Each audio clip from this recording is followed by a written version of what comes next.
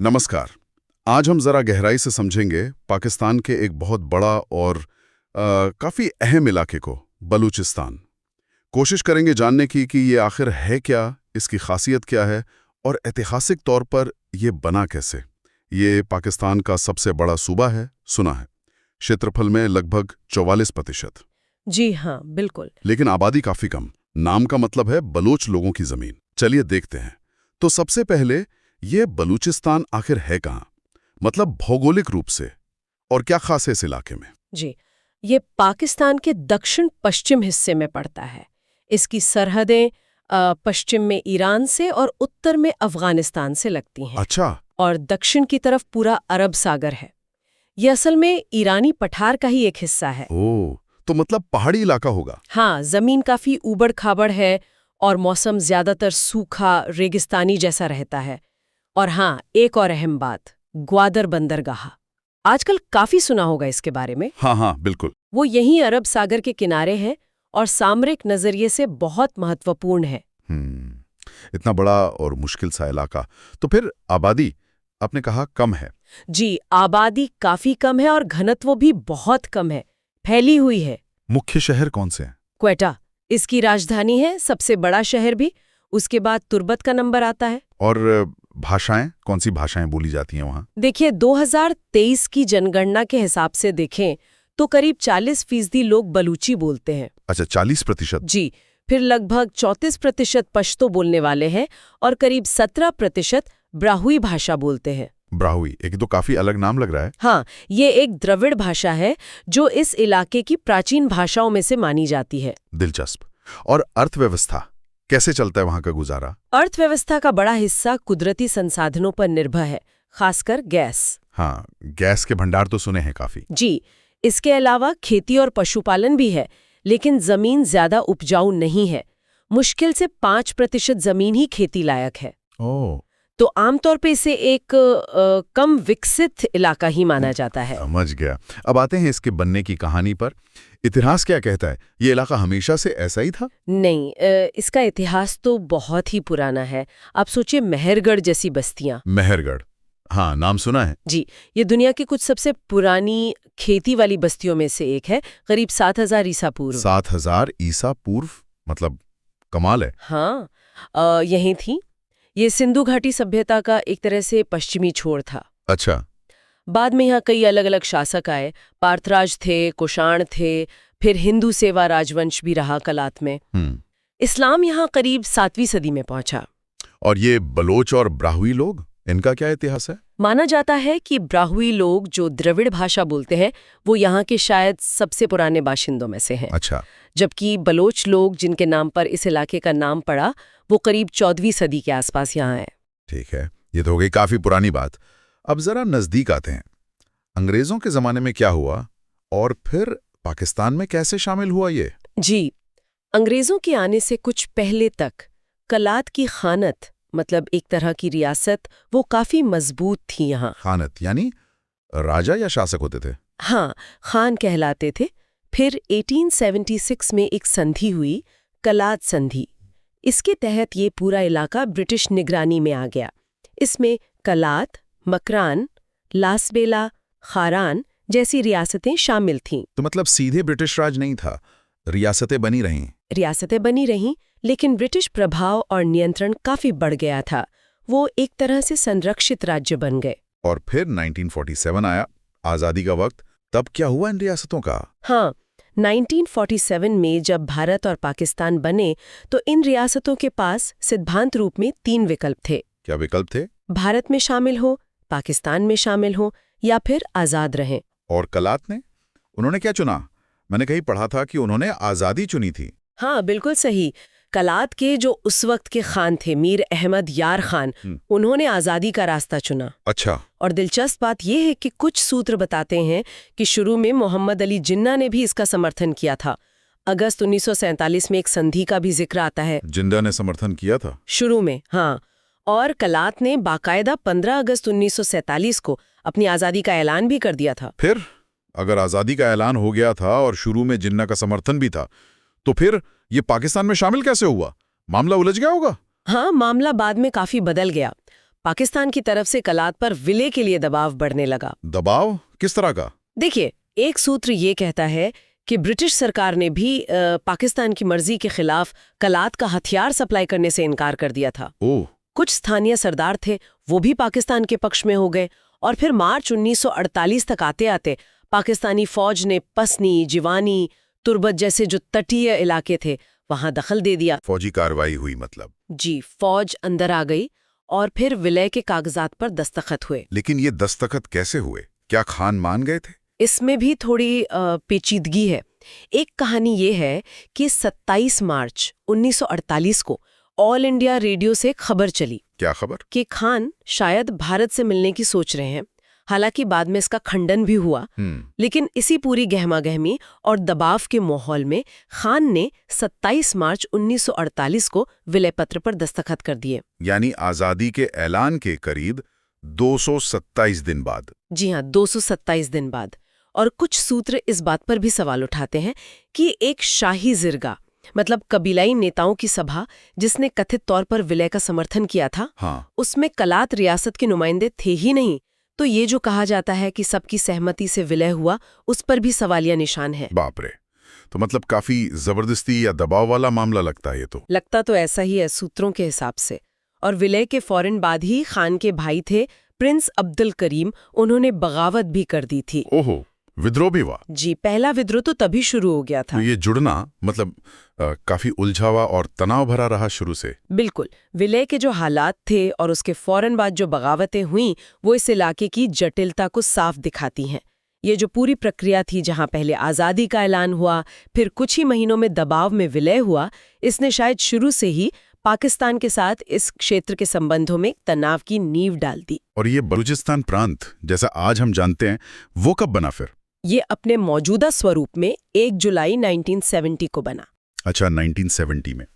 तो अगर हम संक्षेप में देखें, बलूचिस्तान पाकिस्तान का सबसे बड़ा सूबा है, रणनीतिक तौर पर बहुत अहम, संसाधनों से भरपूर, लेकिन आबादी कम। इसका इतिहास बहुत पुराना है, प्राचीन सभ्यताओं से लेकर रियासतों तक, फिर ब्रिटिश निगरानी और आखिर में पाकिस्तान में एक कह सकते हैं काफी पेचीदा और विवादास्पद तरीके से विलय। बिल्कुल, और यहीं से एक सोचने वाली बात निकलती है। क्या? कि देखिए, इसकी इतनी अहम लोकेशन है, इतने सारे कुदरती संसाधन हैं और इसके जुड़ने का इतिहास इतना जटिल रहा है, तो आगे चलकर कौन से ऐसे मुख्य कारक होंगे जो बलूचिस्तान के भविष्य को तय करेंगे, पाकिस्तान के अंदर भी और इस पूरे बड़े क्षेत्र के लिए भी? ये वाकई एक बड़ा सवाल है। आखिर ये बलूचिस्तान पाकिस्तान से अलग क्यों होना चाहता है? हमारे पास जो जानकारी है वो कुछ स्रोतों पर आधारित है, जैसे विकिपीडिया, द गार्डियन, और हमारा मकसद है कि इन स्रोतों के आधार पर समझा जाए कि ये जो दशकों से अलगाववादी आंदोलन चल रहा है, इसकी असल वजह क्या हैं। तो पहले ना एक मोटा-मोटा हाका खींचते हैं बलूचिस्तान का। ये पाकिस्तान का मतलब एरिया के हिसाब से सबसे बड़ा सूबा है, करीब 44% जमीन। हाँ, बहुत बड़ा है। पर आबादी सिर्फ 5% और विकास में भी सबसे पीछे। सही। लेकिन दिलचस्प बात यह है कि ये इलाका कुदरती दौलत, खासकर गैस से मतलब भरा पड़ा है। बिल्कुल। और इसकी एक अपनी अलग तारीखी, अपनी तहजीबी पहचान है, जो सिर्फ पाकिस्तान तक ही नहीं बल्कि ईरान, अफगानिस्तान तक फैले पुराने बलूचिस्तान से जुड़ी है। हाँ, बिल्कुल सही कहा। और ये जो तनाव है ना, इसकी जड़ें काफी पुरानी हैं। असल में 1948 में जब कलात रियासत का पाकिस्तान में विलय हुआ, मतलब विलय की जो शर्तें थीं, जो हालात थे, उन पर तभी से सवाल उठने लगे थे। अच्छा, यानी शुरुआत से ही? हाँ, शुरुआत से ही। नतीजा ये हुआ कि विलय के फौरन बाद 1948 में ही, फिर 50s, 60s, 70s में और 2003 से तो जैसे लगातार ही हथियारबंद बगावतें हुई हैं। ये कोई नई बात नहीं है। तो अगर वजहों की बात करें तो सबसे पहली और शायद सबसे बड़ी वजह जो समझ आती है वो ये माली बदहाली और संसाधनों पर कंट्रोल वाली बात है। ये कैसा विरोधाभास है कि इलाका इतना अमीर गैस वगैरह से, लेकिन लोग इतने गरीब। हाँ, ये एक बहुत बड़ा मुद्दा है। तालीम में पीछे, गरीबी सबसे ज्यादा। क्या उन्हें लगता है कि सुई गैस फील्ड जैसी जगहों से जो आमदनी होती है उसमें उनका हक मारा जा रहा है? बिल्कुल, ये शिकायत बहुत आम है कि उन्हें अपने ही वसाइल का सही हिस्सा नहीं मिलता। और इसी से जुड़ा है वो ग्वादर बंदरगाह वाला मसला भी। हाँ, ग्वादर बड़ा प्रोजेक्ट है, तरक्की की बातें होती हैं, पर जो वहाँ के लोकल बलोच हैं उनमें ये चिंता बहुत गहरी है कि भाई हमें तो रोजगार मिल नहीं रहा। और बाहर से लोग आकर बस रहे हैं तो डेमोग्राफी बदल रही है, मतलब जमीन, पहचान, सब पर दबाव। अच्छा, तो विकास किसके लिए हो रहा है, ये सवाल उठता है। एग्जैक्टली। यही सवाल है। फिर माली शिकायतों के अलावा एक और बहुत अहम पहलू है, वो है सियासी खुदमुख्तारी की मांग, पॉलिटिकल ऑटोनॉमी। हाँ, बलोच नेशनलिस्ट जो है वो हमेशा से ज्यादा सियासी कंट्रोल, ज्यादा अधिकार मांगते रहे हैं। ओके। उनका इल्जाम है कि जो मरकजी हुकूमत है, जो फेडरल गवर्नमेंट है, वो उन्हें नजरअंदाज करती है, उनके सियासी हक दबाती है। और पहले भी जैसे वो 1 यूनिट पॉलिसी थी, हाँ, जिसने सारी पश्चिमी पाकिस्तानी प्रोविंसेस को एक कर दिया था। हाँ, उसने भी इस एहसास को, मतलब कि हमारी पहचान दब रही है, और गहरा किया। और जब लोग ये माली और सियासी मांगे उठाते हैं तो फिर रियासत का रवैया कैसा रहता है? मैंने सुना है काफी सख्ती बढ़ती जाती है। हाँ, अक्सर जवाब सख्ती से ही दिया जाता है। पाकिस्तानी सिक्योरिटी फोर्सेस पर, खासकर जैसे ISI है, फ्रंटियर कोर है, उन पर मानवाधिकारों की गंभीर उल्लंघन के इल्जाम लगते रहे। जैसे लोगों को जबरन गायब कर देना बिना किसी कानूनी कार्रवाई के, टॉर्चर की बातें हैं, एक्स्ट्रा जुडिशियल किलिंग्स, जिसे वो मारो और फेंको पॉलिसी भी कहते हैं। अरे, मारो और फेंको जी। हजारों लोगों के लापता होने की खबरें हैं। ये बहुत बहुत गंभीर मसला है। लेकिन तस्वीर का दूसरा पहलू भी देखना जरूरी है। अच्छा, वो क्या है? कुछ जो अलगाववादी ग्रुप्स हैं, जैसे BLA या BLUF, उन पर भी मानवाधिकार हनन के आरोप लगते हैं। जैसे गैर बलोचों को निशाना बनाना, टीचर्स, जर्नलिस्ट या फिर शिया या जिक्री जैसे मजहबी अक़लियतों पर हमले करना। ओह, तो ये तो फिर हिंसा का एक चक्कर सा बन गया है। जी हाँ, बिल्कुल, एक विशियस साइकिल जैसा।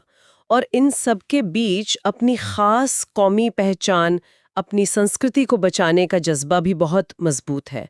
बलोच राष्ट्रवाद इसी पहचान को बचाने की बात करता है।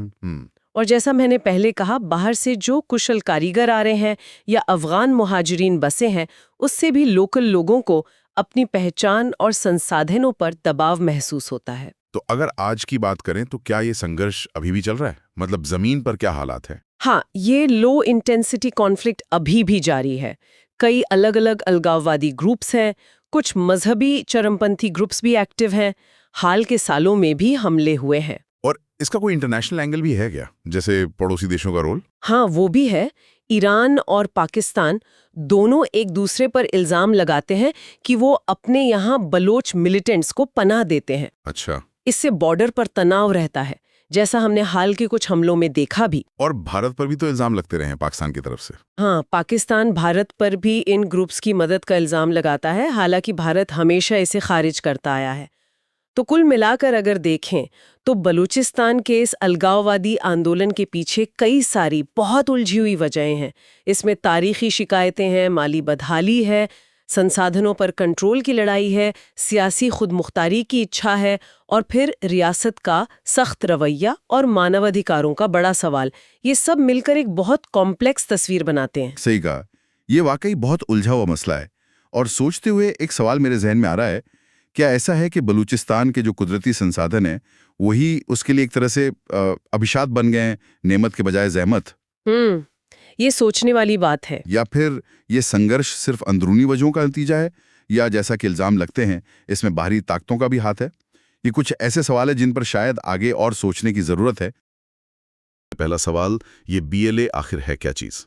हाँ, तो जैसा कि लेख बताता है, ये एक बलूच जातीय राष्ट्रवादी, मतलब एथनो नेशनलिस्ट सशस्त्र संगठन है। सशस्त्र संगठन? हाँ, और जानकारी ये कहती है कि ये ज्यादातर अफगानिस्तान के सुरक्षित ठिकानों से ऑपरेट करते हैं। हालांकि इस बात की पुष्टि पर थोड़ा सवालिया निशान है लेख में। अच्छा। पर इनका जो घोषित लक्ष्य है वो साफ है, बलूचिस्तान को पाकिस्तान से अलग करना, एक अलग राष्ट्र बनाना। बिल्कुल। दिलचस्प बात यह है कि कहते हैं इसकी स्थापना तो साल 2000 में हुई। हाँ, लेकिन कई लोग, मतलब विश्लेषक, मानते हैं कि ये असल में जो 1973 से 77 तक पुराने बलूच विद्रोह हुए थे ना, हाँ, वो पुराने वाले, ये उसी का एक तरह से पुनरुत्थान है।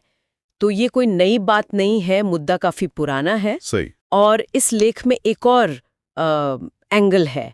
सोवियत संघ के जो पूर्व KGB एजेंट्स थे, मीशा और साशा। ओहो, KGB का भी जिक्र है। हाँ, उनका नाम लेकर बताया गया है कि उन्होंने कथित तौर पर बलूच छात्र संगठन यानी BSO उसके जरिए इसे खड़ा करने में शुरुआती मदद की थी। अच्छा, हालांकि जब सोवियत संघ वहां से हटा तो वो सपोर्ट भी फिर खत्म हो गया। ये दिलचस्प है कि बाहरी ताकतों का एंगल शुरू से ही जुड़ा हुआ लगता है। ये बाद में जो भारत पर आरोप लगते हैं उस नजरिए से भी सोचने वाली बात है। खैर, ये तो हुई स्थापना की बात। अब ये संगठन असल में करता क्या है, इनकी गतिविधियां क्या हैं? हाँ, तो लेख के मुताबिक बीएलए का निशाना कौन है? पाकिस्तानी सुरक्षा बल, आम लोग और विदेशी नागरिक। विदेशी नागरिक मतलब? और खास तौर पे चीनी नागरिक। और इनकी गतिविधियों में क्या क्या शामिल है? हत्याएं हैं, आत्मघाती हमले हैं, अपहरण है। ये तो काफी गंभीर गतिविधियां हैं। बिल्कुल। और एक और बेहद संगीन पहलू है गैर बलूच अल्पसंख्यकों पर हिंसा का, जैसे पंजाबी, सिंधी, पश्तून, इनके खिलाफ हिंसा और यहाँ तक कि जातीय सफाई के भी आरोप लगते हैं। जाति सफाई के आरोप, ये तो बहुत ही गंभीर बात है। हाँ, और ये सवाल भी उठता है कि ये उनके अपने राष्ट्रवादी दावे से कैसे मेल खाता है, जहां वो पूरे बलूचिस्तान की आवाज होने का दावा करते हैं। सही बात है। अच्छा, आपने चीनी नागरिकों का जिक्र किया। जी, चीन का क्या एंगल है इसमें? देखिए, चीन पाकिस्तान आर्थिक गलियारा, सीपैक जिसे कहते हैं, वो बलूचिस्तान से गुजरता है। वो बड़ा प्रोजेक्ट है। हाँ, और ग्वादर पोच भी वही है। बीएलए इनका जबरदस्त विरोध करता है और शायद यही वजह है कि चीनी ठिकानों और नागरिकों पर हमले होते रहे हैं। जैसे वो ग्वादर के होटल पर हमला हुआ था। ये संगठन घोषित किया हुआ है पाकिस्तान, चीन, ईरान, यूके, अमेरिका और यूरोपीय संघ भी। अमेरिका ने भी? हाँ, अमेरिका ने तो 2019 में इसे बाकायदा वैश्विक आतंकवादी संगठन का दर्जा दे दिया था। अच्छा, अब आते हैं विदेशी संबंधों पर। पाकिस्तान तो अक्सर भारत पर आरोप लगाता रहता है बीएलए की मदद का। हाँ, ये आरोप तो पाकिस्तान लगाता ही है कि भारत हथियार देता है, ट्रेनिंग देता है, पैसा देता है। भारत हमेशा इन आरोपों को खारिज करता है। लेकिन इस लेख में कुछ और भी जिक्र है क्या? लेख में एक दावा ये भी है कि बीएलए के कुछ कमांडर कथित तौर पर अपनी पहचान छिपाकर भारत के अस्पतालों में इलाज करवाते रहे हैं। ओह, ये जानकारी भी है लेख में? हाँ, और इसके अलावा 2021 में जब तक तालिबान ने काबुल पर कब्जा नहीं किया था, उससे पहले अफगानिस्तान में भी बीएलए नेताओं को पनाह मिलने की बात कही गई। जैसे एक कमांडर थे असलम बलोच, उनका कंधार में रहने का जिक्र है। तो मतलब बाहरी समर्थन के तार कई दिशाओं में जुड़ते हुए दिखते हैं, कम से कम आरोपों और दावों के स्तर पर। और फंडिंग, पैसा कहाँ से आता है इन सब गतिविधियों के लिए? भारत पर आरोप तो है ही। हाँ, उन आरोपों के अलावा लेख में जबरन वसूली, अपहरण करके फिरौती मांगना और यहाँ तक कि ईरानी तेल की तस्करी से भी पैसा जुटाने का जिक्र मिलता है। अच्छा, तस्करी भी? हाँ, एक गिरफ्तार संदिग्ध का हवाला भी दिया गया है जिसने कबूल किया था कि लाखों रुपए जबरन वसूली से जमा किए गए थे। तो अगर हम इस सारी जानकारी को एक साथ देखें तो बीएलए की एक बहुत ही जटिल तस्वीर सामने आती है। बिल्कुल। एक तरफ तो ये बलूच राष्ट्रवाद और अलगाववाद की बात करने वाला एक हथियारबंद समूह है जो बलूचिस्तान की आजादी के लिए लड़ रहा है, ऐसा उनका दावा है। और दूसरी तरफ कई बड़े देश इसे आतंकवादी संगठन मानते हैं और इस पर मानवाधिकारों के बहुत गंभीर उल्लंघन के आरोप है। जातीय सफाई, आम नागरिकों को निशाना बनाना, ये सब। ये अपने आप में एक बड़ा विरोधाभास है ना? हाँ, बिल्कुल है। और यहीं से एक अहम सवाल भी उठता है जिस पर शायद हमारे सुनने वालों को सोचना चाहिए। क्या सवाल? सवाल ये कि जिस तरह से ये संगठन काम करता है, मतलब खास जातीय समूहों को निशाना बनाना, विदेशी नागरिकों पर हमला करना, क्या ये तरीका खुद बलूच राष्ट्रवादी आंदोलन की जो बड़ी तस्वीर है, जो उसकी व्यापक छवि है, उसको अंतर्राष्ट्रीय मंच पर कमजोर नहीं करता? उसके भविष्य पर क्या असर डालता है? ये सोचने वाली बात है।